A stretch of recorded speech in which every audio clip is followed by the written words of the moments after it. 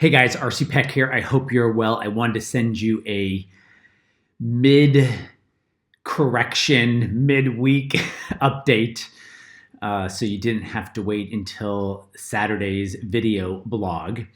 And I want to stay pretty focused here on bonds. I may show an equity position or two, but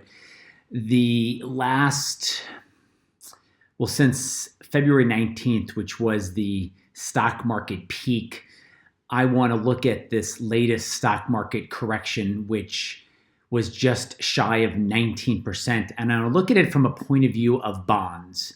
So what you're looking at on the screen here is TLT.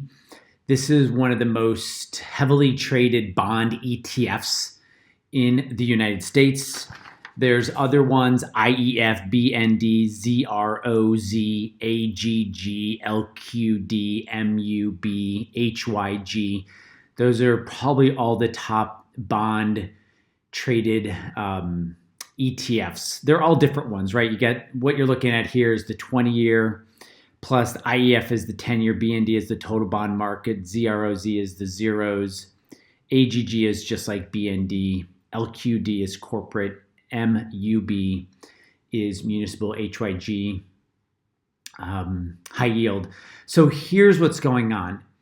It is very likely, well, for sure the near-term low has almost for sure been put in for the stock market, if not that the market has already stopped falling, the stock market. And let me tell you why. So on the screen here, you have TLT. And in the last 2 days, that's today and yesterday, TLT itself from the intraday high to where it closed, actually to intraday low, is down almost 10%. Now, TLT is a more price volatile way to play bonds than, say, BND.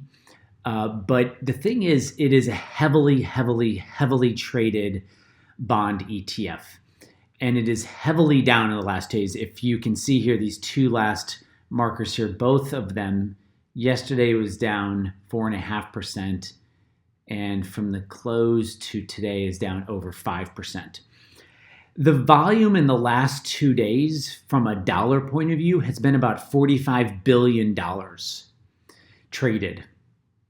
That, obviously if someone buys, someone has to sell. That means $45 billion was purchased and $45 billion was sold. This is pretty incredible. And to me, this looks like a blow off top, right? This looks like when something is peaking or has peaked, it often has this look where there's just this incredible vertical move up. And then as quickly, it's a vertical move down. And the sad part is, obviously there's some, I'm sure, day traders in there, but I can almost guarantee there were an amazing amount of over 50-year-olds moving into these type of ETFs because they're bonds as a form of safety, and they're already getting hurt, right? This is down already. TLT is already down 10% from its opening and high yesterday. 10% for bonds is gigantic. And so the amount of money that has flowed into here, the volume, is really off the charts. And these type of blow-off tops are consistent with all the other bond ETFs that I mentioned, the IEF and the BND and the ZROZ and the AGG and the LQD, MUB, HYG. So it's consistent across all different types of bonds. Okay, now here's the other reason why this very likely was the bottom. Now, what you're looking at here is the actual yield on the US 10-year Treasury. And so this is going to be a reverse image. And I didn't do it on the other one, but here is where, right there where my vertical gray line is, that's where the stock market peaked. And from there to the close of today, well, actually the close of today is, maybe we can pull it up, but maybe it's down about 14 or 15% because the market was up really big today. Now, the market being up one day does not make a reversal, so I'm not looking at a market being up one day big because it was down pretty badly yesterday. I'm looking at bonds specifically. So look what's incredible about this. If you look, this price chart absolutely dropped off a cliff when it broke through these two blue horizontal lines. It just absolutely fell like a lead balloon. What's most impressive is yesterday, this huge move in yields, right? You have the yields were as high as 60 basis points to as low as 40, maybe it even hit 0.39, which is just incredible. This range, and what I want to do is I just want to zoom in a little bit. So let me zoom in on the last month. So this zoom, did we get below? I don't think we got below 40 basis points, but this is a huge reversal. This is a huge reversal. And let me just go into 2 hour so we can see what that reversal looked like. So this was today moving higher up. And yesterday, just this is incredible, this huge fall yesterday. And so we have this huge reversal in the 10-year. And the 10-year is one of the most traded, if not the most traded bonds on the planet. And you saw this reversal yesterday. This is going to cause a lot of pain. In fact, I believe the reversal in yields is going to cause more pain for people than the stock market correction.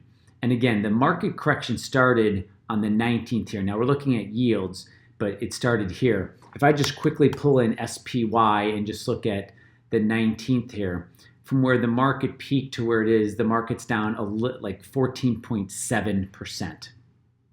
A huge reversal. Now, I want to say one more thing before I hit the pause button, but I wanted to make sure that I connected with you midweek while we're in this correction. I'm going to zoom really, really, really far out on this. Let me see if I can get 40 years out on this bad boy. So here's 40 years of the 10-year Treasury. 40. Can I even go 45? Let's go 45. There's 45. And what I want to most impress upon you is let me get this guy. Here has been the behavior of humans on the planet for 4 decades around the most traded bond on the planet. Let me just put this bad boy in, take this guy down. Those are about parallel. And since February 19th, this absolutely just imploded down. There's that, you can barely see it. There's that reversal where, what did I say? It was 80 basis points down to 40 basis points. Now we're already up here. If you look at this, what I believe this is telling us was the extreme panic that took place over the last 2 weeks. And what most starkly shows this panic is what happened to the yield on the US 10-year. People absolutely panicked into this. And you know that because when people panic into this, the yield falls. But you can look back to the last 40 years. A lot has happened in this world in the last 4 decades. And there's been no panic even close to what happened the last 2 weeks. And so I think it's important to get educated and get trained to really know how to filter the noise and really know how to have a repeatable procedure, regardless of whether it's a debt ceiling or a tweet or a trade war or a tariff or a flu virus, to really understand how to rise above it and have a repeatable process. So it's sad that a lot of people, especially people over the age of 50, are going to get hurt because they panicked into this. And again, it's already reversing. So let me get out of this. And then again, I'll just go back to a 1 year right here. Just this huge reversal right here. I'm not saying it's over. I'm not saying we can't retest the lows of yesterday. What I'm saying is, in my 3 decades of studying price and studying human behavior, which is really a redundant statement because price is human behavior. This has all the hallmarks of a reversal.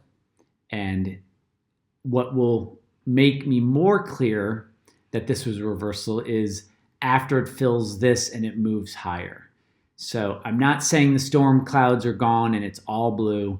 I'm simply pointing out that it's very likely that yesterday was peak crisis, peak fear, peak worry, peak panic. And this is best being shown in the yield of the 10-year Treasury. I'll still have my video blog on Saturday as usual, but I wanted to make sure that I connected with you while we're kind of mid-correction and things are moving pretty fast. For everyone who is already a subscriber, I recorded an almost hour-long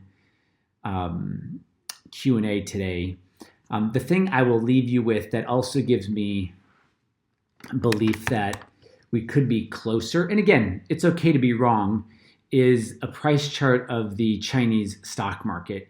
They announced to the world on December 31st their first COVID-19 case, which is where my gray vertical and horizontal marker are. And so it hit them first, and cases are already falling, already contained.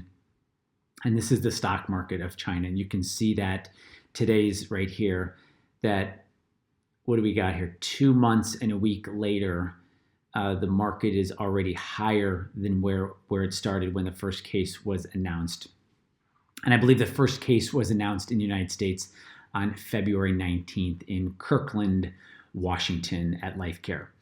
So thanks, guys. I'll connect with you again on Saturday, and have a great rest of your week. And if anything else comes up that is very timely this week or while we stay in this correction, I will connect with you. All right, guys, take care.